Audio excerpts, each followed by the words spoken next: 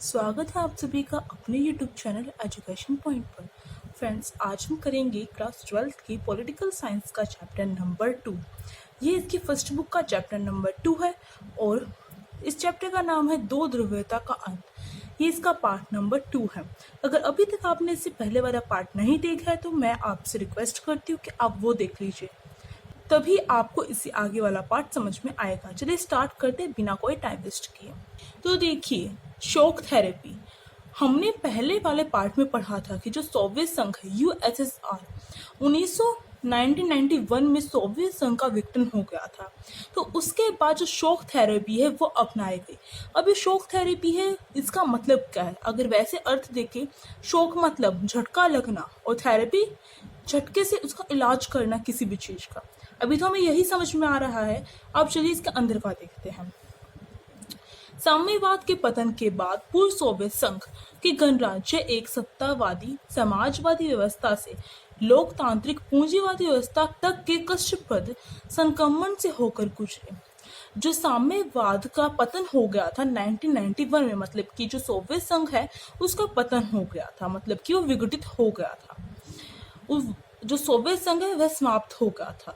तो सोवियत संघ ने क्या अपना रखा था? साम्यवाद को अपना रखा था। तो इसका मतलब क्या है? जो साम्यवाद है उसका पतन हो गया था। तो उसके बाद जो पूर्व सोवियत संघ, मतलब कि जो सोवियत संघ पूर्व जो पहले सोवियत संघ था, अब तो उसका विघटन हो गया है। जब हम शॉक थेरेपी की बात कर रहे हैं तो इसके लिए हम यहाँ पर पूर्व लगाएंगे, क्योंकि अगर कोई चीज जो है वो वर्तमान में नहीं है, अगर उसके बारे में बात की जा रही है तो हम पूर्व लगाते हैं। जैसे कि पूर्व राष्ट्रपति, इस प्रकार से पूर्व प्रधानमंत्री, जो हमारे जो प्रधानमंत्री जो पहले रह चुके थे, पूर्व प्रधानमंत्री, इस प्रकार से लगाएंगे हम।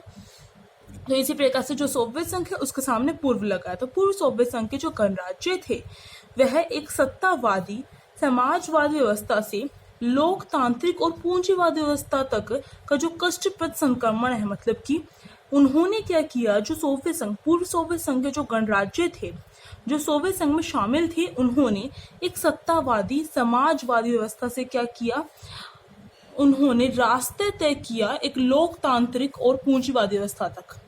और वो रास्ता कैसे था? कष्टप्रद था वह, मतलब कि बहुत कष्टदायी रास्ता था, जिसके द्वारा उन्होंने सत्तावादी से वह लोकतांत्रिक में आए और समाजवादी व्यवस्था से वह पूंजीवादी व्यवस्था की तरफ उन्होंने संक्रमण किया, अपना रास्ता तय किया। तो रास्ता कष्टप्रद था। रूस, मध्य एशिया के गणराज्य और पूर्वी यूरोप के देशों में पूंजीवाद की और संक्रमण का एक खास मॉडल अपनाया गया। जो रूस है और जो मध्य एशिया के जितने भी गणराज्य थे, हमें पता है कि जो रूस है और मध्य एशिया के जो गणराज्य हैं वो किस में शामिल थे? यूएसएसआर में शामिल थे। और पूर्वी यूरोप के जो देश थे, पूर्वी यूरोप के देश भी, जो पश्चिमी यूरोप के जो देश थे वो अमेरिका के गुट में शामिल थे। और जो पूर्वी यूरोप के देश थे वो सारे के सारे ज्यादातर किस में थे? यूएसएसआर, सोवियत संघ में शामिल थे। तो जो ये सोवियत संघ के जितने भी देश थे, उन्होंने क्या किया, उन्होंने पूंजीवाद की ओर क्या किया? संक्रमण किया, मतलब कि पूंजीवाद की तरफ उन्होंने बढ़ावा दिया, पूंजीवाद को अपनाया, पूंजीवाद की तरफ संक्रमण किया। संक्रमण मतलब उसकी तरफ जाना का एक, और उसकी तरफ जाने के लिए, उसकी तरफ संक्रमण करने के लिए उन्होंने एक खास मॉडल को अपनाया, जिसका नाम ही क्या है? शॉक थेरेपी है। विश्व बैंक और अंतर्राष्ट्रीय मुद्रा कोष द्वारा निर्देशित इस मॉडल को शॉक थेरेपी, इसका मतलब क्या? आघात पहुंचाकर उपचार करना, शॉक थेरेपी का मतलब है, कहा गया। तो जो विश्व बैंक है और जो अंतर्राष्ट्रीय मुद्रा कोष है, उन्होंने क्या किया, इस बात को, मतलब कि इस चीज को, कि जो साम्यवादी, जो सोवियत संघ के जितने भी देश थे जिन्होंने विघटन के बाद क्या किया, साम्यवाद से लोकतंत्र की तरफ उन्होंने कदम बढ़ाए, अपने संक्रमण का रास्ता तय किया। और जो समाजवादी व्यवस्था से पूंजीवादी व्यवस्था की तरफ संक्रमण किया, वो भी कैसा? कष्टप्रद संक्रमण, क्योंकि इतना आसान नहीं होता है एकदम से चेंज करना, इसके लिए कष्टप्रद संक्रमण निकला हुआ है। तो इस चीज को जो विश्व बैंक है और अंतर्राष्ट्रीय मुद्रा कोष है, उन्होंने नाम दिया शॉक थेरेपी। भूतपूर्व दूसरी दुनिया के देशों में शॉक थेरेपी की गति और गहनता अलग अलग रही, लेकिन इसकी दिशा और चरित्र बड़ी सीमा तक एक जैसे थे। जो दूसरी दुनिया के जो देश थे मतलब कि सोवियत संघ, दूसरी दुनिया कौन थी, दूसरी दुनिया के देश कौन से थे, सोवियत संघ। तो जो दूसरी दुनिया के जो देश थे उन उन सब में क्या हुआ, शॉक थेरेपी अपनाई। और परंतु जो उसकी गति है और उसकी जो गहनता है वो अलग अलग रही, परंतु जो उसका दिशा है, मतलब कि उसके द्वारा हमें क्या करना है, उसके द्वारा जो सोवियत संघ के जो विघटित होने के बाद जो देश बने थे उन्हें क्या करना था, उसके बाद लोकतंत्र को और पूंजीवादी व्यवस्था को अपनाना था। तो इस चीज की जो दिशा है वह एक जो टारगेट कहा जा सकता है वह उनका सेम रहा। और चरित्र मतलब शॉक थेरेपी की क्या विशेषता है वो भी इनमें सेम रही। अब देखिए शॉक थेरेपी की विशेषता है। अब जो शॉक थेरेपी हमने पढ़ी है उसकी विशेषताएं क्या है, मतलब कि उसके अंदर कौन कौन सी विशेषताएं थी, कौन कौन से फीचर्स थे। तो चलिए देखते हैं। पहला, मिल्कियत का निजी स्वामित्व। मैं आपको एक इजी तरीका बताती हूँ इसे याद करने का। आपको क्या करना है, जो सोवियत संघ में पहले जो भी चीजें थी उसका विपरीत सोच लेना। जैसे कि मिल्कियत पर किसका स्वामित्व था, पहले जब सोवियत संघ का राज था तो उस समय जब सोवियत संघ था तो उस समय मिल्कियत पर किसका राज था, राज्य का स्वामित्व था उस समय। परंतु जब सोवियत संघ का विघटन हो गया तो उन्हें क्या करना था, उससे उल्टी दिशा में चलना था। उन्हें तो समाजवाद को छोड़ते हुए पूंजीवाद को अपनाना था शॉक थेरेपी के द्वारा, यही देखा था हमने।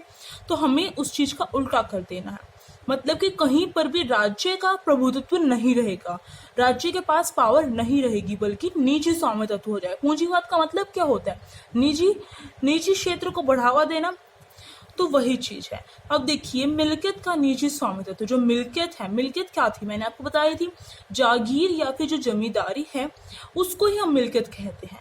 तो जो मिल्कियत है एक तरीके से भूमि हम सोच सकते हैं, जो भूमि है उस पर किसका स्वामित्व हुआ, निजी स्वामित्व हो गया। मतलब कि एक व्यक्ति के पास भी, एक समूह के पास, परंतु वो क्या है, निजी है, प्राइवेट है वो, ना कि सरकारी है। परंतु जब सोवियत संघ था तो उस समय क्या था, उस समय राज्य के पास स्वामित्व था।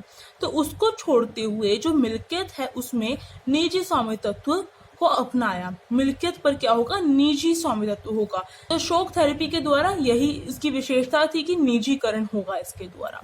अगला देखिए, राज्य की संपदा का निजीकरण। जो राज्य की जितनी भी संपदा थी उसका क्या किया गया, निजीकरण किया गया। परंतु पहले क्या था, पहले जो राज्य है उसकी संपदा पर सरकार का हक था।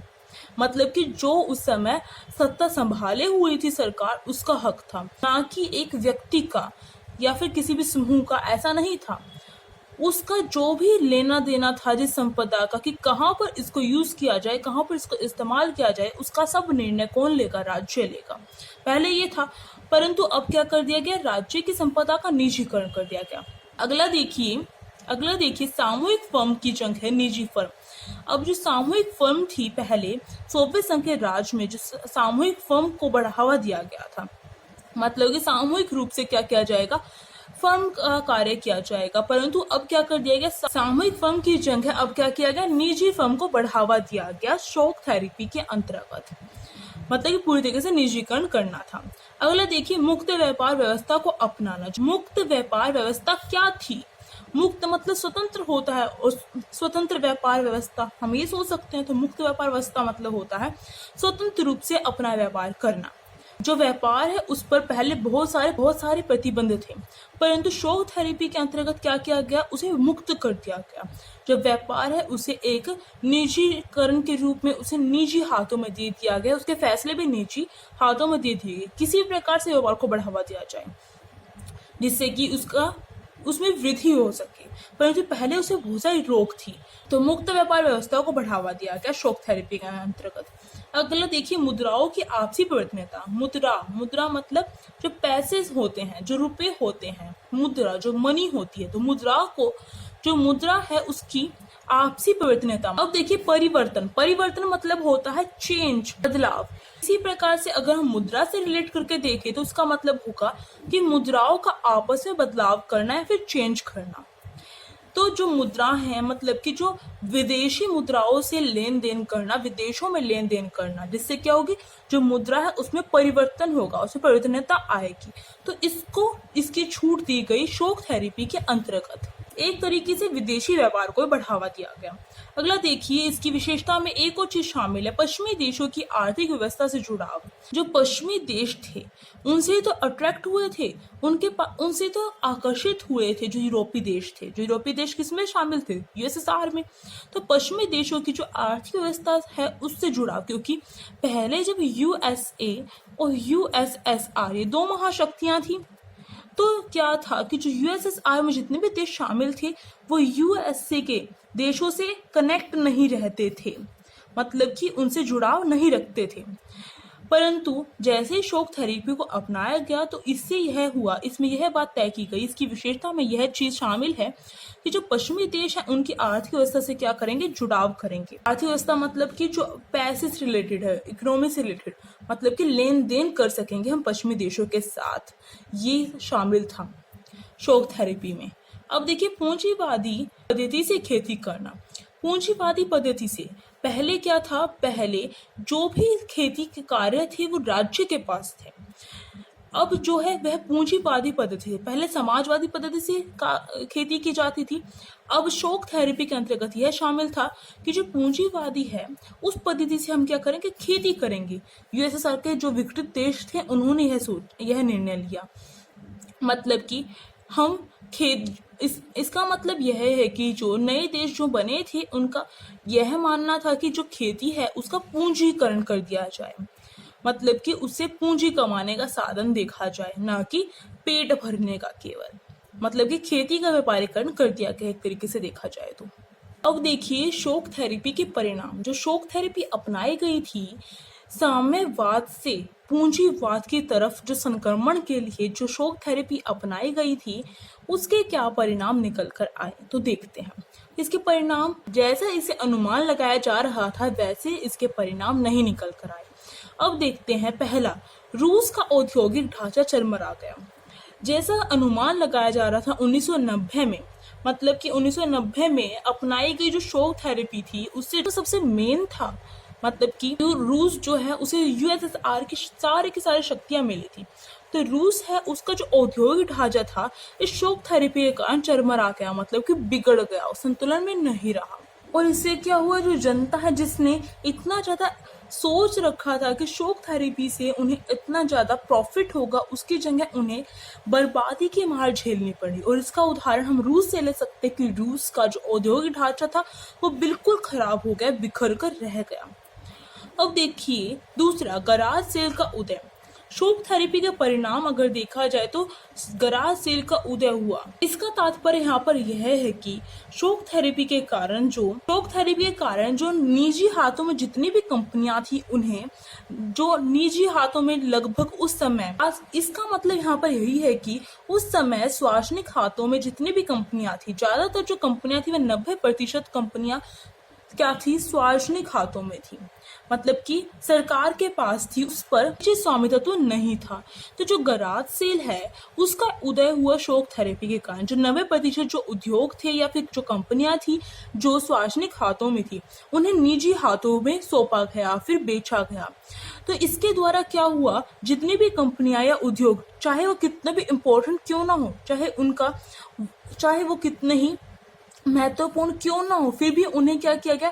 औने पौने दामों में बेचा गया। इसका मतलब क्या? औने पौने दामों में बेचना, इसका मतलब है कि कम कीमत में आकर गया, कम कीमत में उन्हें बेचा गया। जो उनकी एग्जैक्ट कीमत थी उनसे बहुत कम कीमत में उन्हें बेचा गया निजी हाथों में।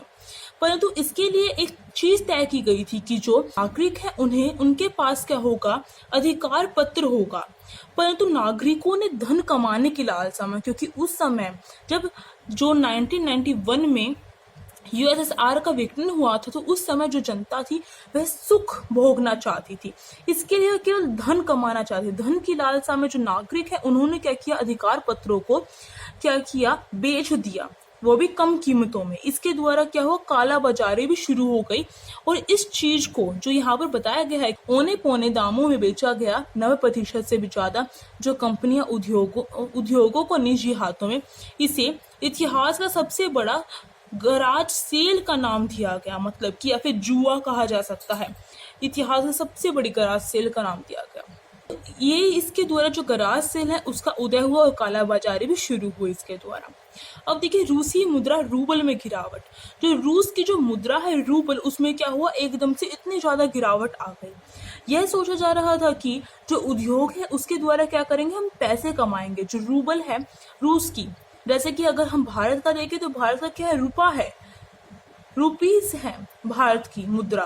तो इसी प्रकार से जो रूस है उसकी क्या है, रूबल है। तो वह उसमें एकदम से नाट की गिरावट आ गई। तो इसका मतलब क्या है, इसके द्वारा क्या हुआ, जब रूबल में गिरावट आ गई तो इसके द्वारा क्या देश पर क्या इफेक्ट पड़ेगा, इसके द्वारा यही परिणाम निकला कि जो मुद्रास्फीति है, मतलब कि महंगाई क्या है वो बढ़ गई। मुद्रास्फीति में क्या हो गई, वृद्धि हो गई, महंगाई बढ़ गई। क्योंकि जब सरकार के पास पैसे नहीं होते हैं तो वह क्या करती है, जो जनता होती है उनसे कर ज्यादा लेने लग जाती है। फिर कोई वस्तु होती है उस पर क्या होता है, कर ज्यादा लगा देती है। कर इस प्रकार से लिया जाता है तो इसके द्वारा जो वस्तु होती है वह महंगी हो जाती है।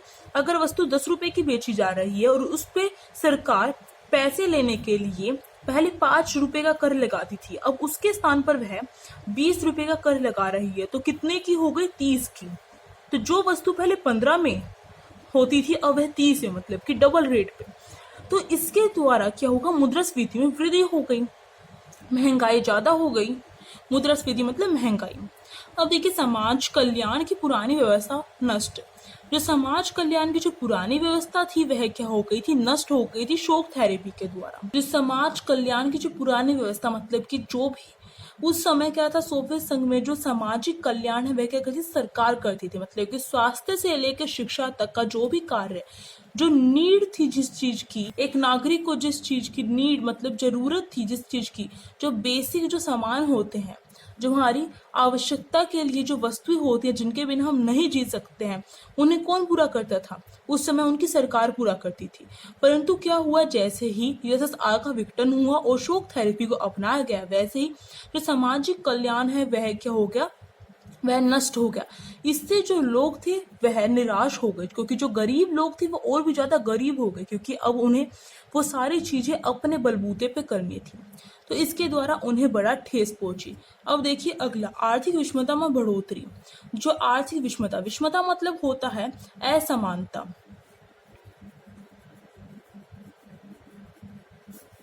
तो जो आर्थिक विषमता है उसमें क्या हो गई, बढ़ोतरी हो गई, क्योंकि जो शॉक थेरेपी है उसके द्वारा पूंजीवाद को अपनाया गया। जिससे क्या हुआ, पूंजीकरण, हर किसी चीज का पूंजीकरण कर दिया गया, निजी हाथों में हर किसी चीज को दे दिया गया।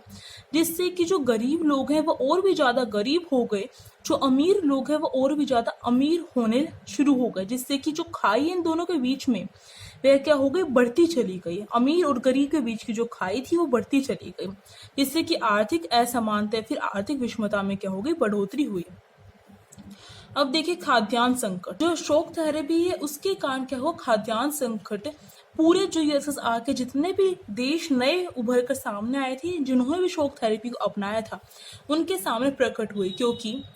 क्योंकि उस समय जब यूएसएसआर देश में विद्यमान था और जो शॉक थेरेपी को नहीं अपना रखा था, तो उस समय सारा का सारा क्या था, उस समय समाजवाद को अपना रखा था। तो उस समय जो सामूहिक खेती प्रणाली थी उसको अपना रखा था, जिससे कि सामूहिक खेती मतलब कि मिलजुल कर खेती करेंगे और उसका जो कुछ प्रतिशत है वो गरीबों को भी देंगे। तो इससे क्या होता था, इससे सभी के जितने भी देश में जितने भी नागरिक थे उन सबको जो खाद्य है उसका संकट कभी नहीं घेरा, मतलब कि उन्हें खाद्य के मामले में कभी भी किसी पर निर्भर नहीं होना पड़ा। परंतु जैसे ही जो सामूहिक खेती प्रणाली थी उसे नष्ट कर दिया गया, वह खेती प्रणाली समाप्त कर दी गई। इससे क्या हुआ, जो खाद्यान्न संकट है वह देश के सामने आकर खड़ा हो गया, जिस देश ने शॉक थेरेपी को अपना रखा था। और इससे क्या हुआ, इससे जो पहले देश अपने आप में आत्मनिर्भर थे खाद्यान्न के मामले में, उन्हें क्या करना पड़ा, दूसरे देशों से खाद्यान्न को आयात करना पड़ा, मतलब क्या अपने देशों मंगवाना पड़ा। खाद्यान्न मतलब खाने की चीजें। तो इसका एक उदाहरण हम ले सकते हैं कि 1999 जब शॉक थेरेपी अपना रखी थी इस समय, तो इस समय जो खाद्यान्न जो आयात किया गया था वह 1989 के मुताबिक बहुत अधिक मात्रा में आयात किया गया था खाद्यान्न। अब देखिए माफिया वर्ग का उदय। शॉक थेरेपी के कारण क्या हुआ, जो गरीब और जो अमीर है उन दोनों के बीच में तो आर्थिक असमानता फैली। इसके साथ साथ क्या हुआ, जो माफिया वर्ग है, मतलब कि मिडल जो होता है, एक तो पहले गरीब लोग थे और अमीर लोग थे, परंतु उनके बीच में कोई नहीं था। परंतु जो शॉक थेरेपी है उसके बाद क्या हुआ, जो माफिया वर्ग है, जो मिडल में जो भी वर्ग है, वह क्या हुआ, उभर कर सामने आया और उसे सबसे ज्यादा फायदा हुआ इससे। अब देखिए, कमजोर संसद। उस समय जब शॉक थेरेपी अपनाई गई थी तो उसमें दो बातें थी। एक बात थी साम्यवाद से क्या करना है, हमें लोकतांत्रिक की तरफ क्या करना, संक्रमण करना है, और दूसरी तरफ जो बात थी वह थी, पहली बात थी सत्तावादी से लोकतंत्र की तरफ क्या करना, संक्रमण करना है, और दूसरी बात थी समाजवादी व्यवस्था से पूंजीवादी व्यवस्था की तरफ करना है, मतलब कि उसे अपनाना है। तो जो पूंजीवादी व्यवस्था है उसे अपनाने के लिए हजारों प्रयास किए गए, हजारों प्राथमिकता दी गई, परंतु जो लोकतंत्रीकरण है उसके तरफ कोई भी इतना ज्यादा ध्यान नहीं दिया गया, उसे प्राथमिकता नहीं दी गई, मतलब एक तरीके से उसे इग्नोर किया गया, नजरअंदाज किया गया उसे। तो जो इससे क्या हुआ, इससे जो भी देश थे, जो नए उभर कर देश आए थे और उन्होंने शॉक थेरेपी को अपनाया था, तो इससे क्या हुआ, उन देशों में जो भी संविधान बनाए गए वह बड़ी हड़बड़ी में बनाए गए, जल्दबाजी में बनाए गए, जिससे कि रूस के साथ साथ जो बहुत सारे जो देश हैं उन्होंने क्या किया, जो राष्ट्रपति है उसको ही क्या कर दिया, कार्यपालिका का क्या कर दिया, प्रमुख बना दिया, मतलब कि ज्यादा से ज्यादा शक्तियां राष्ट्रपति के हाथ में थमा दी गई। अगर कहा जाए कि सारी की सारी शक्तियां ही राष्ट्रपति के हाथ में थमा दी गई, जिससे कि निरंकुशवाद जो है उसमें फैल गया और जो संसद है वह क्या हो गई, कमजोर हो गई, क्योंकि एक व्यक्ति के पास क्या हो गया, उसकी सत्ता हो गई। लगभग अगर कहा जाए, अगर बहुत बार जो 1990 में कहा जाता है कि यूएसएस आज की समाप्ति हुई है, और बहुत बार कहा जाता है 1991 में क्या हुआ है, यूएसएसआर की समाप्ति हुई है। तो इसमें से कोई सा भी हो सकता है, ज्यादातर 1991 में कहा जाता है, आप कंफ्यूज मत होइएगा। तो लगभग जो 10 साल के बाद क्या हुआ, इन देशों में दोबारा से इन्होंने ये खड़े हुए देश और दोबारा से उन्होंने क्या किया, अपने देश में सुधार करना शुरू किया, मतलब कि लगभग 2000 जो था उसमें क्या किया, इन्होंने दोबारा से उभर कर सामने आए पूरे देश के सामने। ये क्या थे, ये सारे के सारे शॉक थेरेपी के परिणाम। इसी के साथ जो वीडियो यहाँ पर पोस्ट करनी होगी, अगर आपको ये वीडियो अच्छी लगी हो तो please like, share and comment करके बताएं कैसी लगी। अगर आप चैनल पर नए हो तो आप सब्सक्राइब कर सकते हैं, साइड में जो बेल आइकन है उसे प्रेस करना मत भूलिएगा, जिससे कि न्यू वीडियोस की नोटिफिकेशन आपके फोन में आ सके। Thank you.